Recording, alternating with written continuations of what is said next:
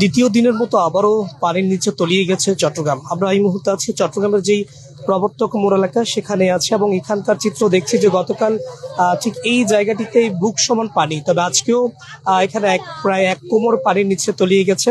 এবং বৃষ্টি সকাল থেকেই গুড়ি গুড়ি পড়ছে, তবে এখনো পর্যন্ত মুষলধারে যে বৃষ্টি সেটি হয়নি। তবে সেটি যদি হয় তাহলে আবারও গতকালকের মতো প্রায় 1 বুক পানির নিচে এই চট্টগ্রামের প্রবর্তক মোড় এলাকা তলিয়ে যাওয়ার সম্ভাবনা বা আশঙ্কা থেকে যায়।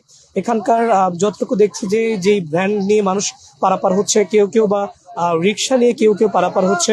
এবং ঠিক এই জায়গাটিতেই একেবারে যতটুকু দেখছে গতকালেও 1 বুক পানির নিচে আসলে মানুষজন তলিয়ে গিয়েছেন। এবং যারা আসলে পথচারী যারা রয়েছেন তাদের আসলে বেশ ভোগান্তি হচ্ছে, যেহেতু কিছুক্ষণ আগেই কলেজ ছুটি হয়েছে, শিক্ষা প্রতিষ্ঠান থেকে শিক্ষার্থীরা বের হয়েছেন, বা যারা যারা অফিস কিংবা বিভিন্ন ব্যক্তিগত কাজের জন্য বিভিন্ন জায়গায় যাচ্ছেন তাদের আসলে বেশ ভোগান্তি। আমরা নিশ্চয়ই দেখছি যে চট্টগ্রামের যে প্রবর্তক মোড় এলাকা, যেটি একেবারে চট্টগ্রামের যে মেহেদীবাগ সড়কের সঙ্গে সংযুক্ত, সেই সড়কটি একেবারেই পানির নিচে তলিয়ে গেছে। হাঁটু পানি এবং কোমর পানির নিচে আসলে এই জায়গাটি তলিয়ে গেছে। এবং আমরা এখানে অনেকের সাথে কথা বলেছি, ঠিক তারা যেমনটি বলছিলেন চট্টগ্রামে এই যে যে দুর্দশা কিংবা প্রতিবারের যে চিত্র, বর্ষা এলেই কিংবা এই ধরনের বৃষ্টিপাত হলেই পানির নিচে চট্টগ্রাম তলিয়ে যায়, সেটা একেবারে চট্টগ্রামের চিরচেনা দৃশ্য হয়ে দাঁড়িয়েছে। এবং এখানে কেউ কেউ হতাশা নিয়ে বলেছেন চট্টগ্রামের জন্ম নেওয়াটাও যেন তাদের জন্য এক প্রকার অপরাধ। তারা নিজেদেরকে আসলে দুষছেন।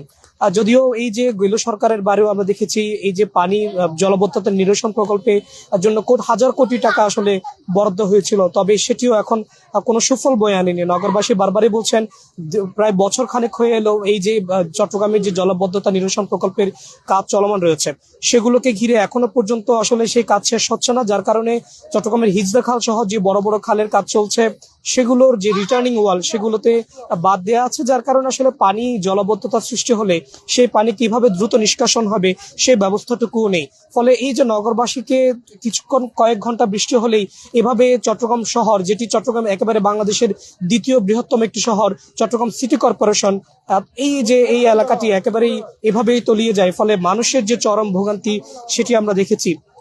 এর বাইরেও আমরা যদি একটু দেখানোর চেষ্টা করি, ঠিক অপর পাশেই যে বেশ কিছু রিটার্নিং ওয়ালের কাজ চলছে খালের, এবং সেটির কারণে মূলত এখানে যে বাঁধগুলো দেওয়া আছে সেগুলো পর্যায়ক্রমে সরানো হবে। অর্থাৎ যার কারণে আমরা দেখছি যে এই যে খালের যে পানিগুলো যাওয়ার কথা, দ্রুত নিষ্কাশনের কথা ছিল, সেগুলো আসলে একেবারেই বলতে গেলে বলা যায় যে এখনো পর্যন্ত পানি নিষ্কাশন হচ্ছে না। যার কারণে অনেক গাড়ি এখানে আটকে আছে, এবং অনেকগুলো মোটর বাইক থেকে শুরু করে অ্যাম্বুলেন্স পর্যন্ত এখানে আটকে আছে। যেহেতু এখানে সামনেই চট্টগ্রাম মেডিকেল কলেজ হাসপাতাল, আশপাশে বেশ কয়েকটি প্রাইভেট হাসপাতাল রয়েছে, বেশ গুরুত্বপূর্ণ এলাকা, এবং এখানে সারাদিনই এক প্রকার একটি ব্যস্ততম মোড় বলা যায়। চট্টগ্রামের যে অন্যান্য ব্যস্ততম মোড়গুলো থাকে, এটি সবচেয়ে বেশি গুরুত্বপূর্ণ, কারণ এখানে আশপাশে হাসপাতাল রয়েছে, বেশ কিছু ডায়াগনস্টিক সেন্টার রয়েছে, চট্টগ্রাম মেডিকেল কলেজ হাসপাতাল রয়েছে। ফলে এখানে আশপাশের যে ফার্মেসি দোকানগুলো আছে, বেশ কিছু পরীক্ষা নিরীক্ষার জন্য যে দোকানগুলো থাকে, সেগুলো ফার্মেসিগুলো আসলে এখন প্রায় ডুবে গেছে, তাদের বেশ ক্ষয়ক্ষতি হয়েছে, এবং তারা সকাল থেকে তাদের যে মালামাল সেগুলো অন্যত্র সরিয়ে নেওয়ার চেষ্টা করছেন।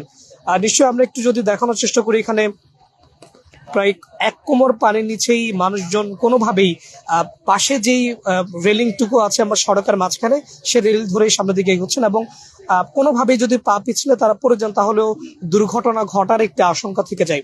গতকালকেও এই চিত্র আমরা দেখেছি চট্টগ্রামের প্রবর্তক মোড় এলাকা, চট্টগ্রামের যেই মুরাদপুর এলাকা, চকবাজার সহ হালি শহর, কাতালগঞ্জ, এই সব এলাকাগুলো আসলে পানির নিচে তলিয়ে গেছে। আজকে সকাল থেকে থেমে থেমে বৃষ্টি হচ্ছে, সাগরে লঘুচাপ রয়েছে, সাগরের ঢেউ প্রচুর উত্তাল রয়েছে। তবে এই যে 3 নম্বর সতর্ক সংকেত চলছে, এবং সেটির কারণে যে গত দুদিন ধরে চট্টগ্রাম শহরে বৃষ্টিপাত হচ্ছে, সেটির কারণে আসলে মানুষের চরম ভোগান্তি দেখা দিয়েছে। একটু ভাই জানাবেন কোন জায়গায় যাবেন, কি অবস্থা, পানির কি অবস্থা?